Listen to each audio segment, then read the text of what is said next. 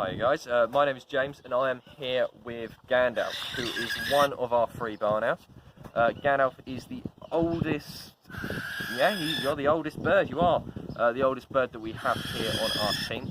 Now, he's a little bit stroppy because I've got him out later and he's ever really used to being getting out. He's one of our morning flyers, he flies on our experienced team. But because he's so experienced, he has done it all. He's been in all our shows, he's done literally everything. He is an absolute favourite amongst all the staff. He can be really sweet, really affectionate, and we do absolutely adore him.